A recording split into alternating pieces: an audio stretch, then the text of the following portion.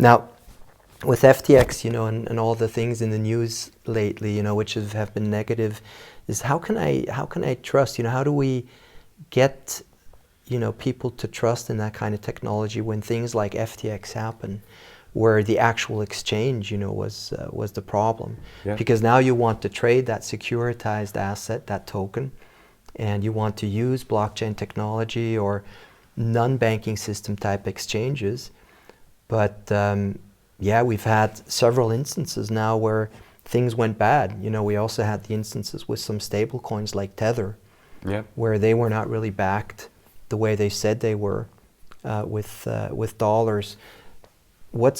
How do you explain that to people? Yeah, it's actually pretty simple, and I think that you raise an important point, because we need to clarify what's actually happened. Otherwise, people get confused. So the important thing to understand is that what happened with FTX and maybe some other examples has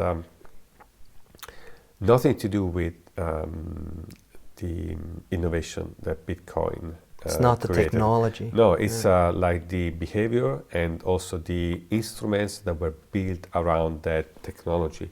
And actually I found an article online a few days back that put it really well. And the article said FTX was peak Wall Street. And by peak it's like peak oil. It was like, it couldn't be more Wall Street than that. What they meant is that, no, it wasn't the technology, it wasn't the innovation that was brought in by Bitcoin that was wrong. It was like what happened around it. Because what people were really doing, and the reason why they lost their money, is not because they were doing like Bitcoin transactions where everyone can see what is happening. We just discussed that, okay? Mm-hmm. They were giving their money to an entity using traditional like financial like systems, and they didn't know what was going on, because that's how like banking works. I trust my bank to do a good job, and if I'm telling my bank I'm giving this money to Frank, I trust the bank to record that on their ledger. What was happening with FTX is that they were giving their money, and they weren't even giving it to FTX, they were giving it to the other company, Alameda. Mm-hmm. And then what was happening, no one knew. And now we have found out that actually that money was mismanaged and was used for different purposes. That has nothing to do with the technology. Actually, the technology was created exactly to avoid that. But it wasn't fully... It was fraudulent behavior, yes, which exactly. has been around irrespective of which technology you're talking about. In this case, when you're saying they gave the money, I guess the way I understand it is really they sent fiat currency into a system which would then be trading in digital assets and cryptocurrencies. And that didn't happen properly. Yeah, that is one thing that happened. The other one is that I think that also people that sent like cryptocurrencies lost their money, because again, in theory, if you do what we said before, you create your own address, you manage your wallet, and you put those transactions on the ledger, you actually know what is going on. What people actually did when they were transferring their cryptocurrencies into these accounts, and there are other examples out there, is that they were actually using web-based user interfaces where they were transferring this money, but they were not really creating their own addresses. What was happening is that their virtual money was bundled with other people's money in the same wallets.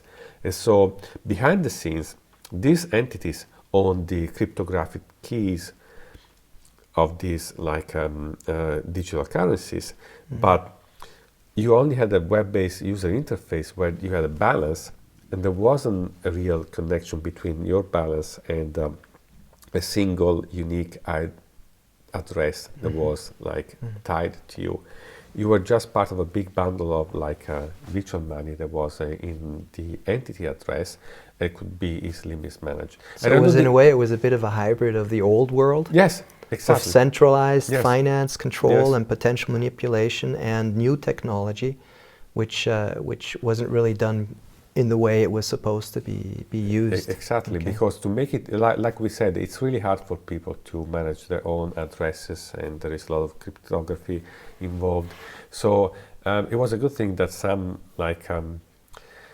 players in this space tried to make it easier for people. So they recreated these tools that people are used to using, which make it much easier to have an account somewhere. I don't need to worry about losing my keys, and everything is on online all the time. But unfortunately, then either bad behavior from these service providers happened, or in some cases they were hacked. So there have been cases where, I mean, we see in the news, on this exchange, 500 million worth of ether or whatever have been lost. That is not a flaw in the fundamental technology. What usually happens is that the systems that have been built around it to make it easier for people to use that technology have been compromised. So the money that gets stolen is because people get into those systems and then make those transfers to other accounts.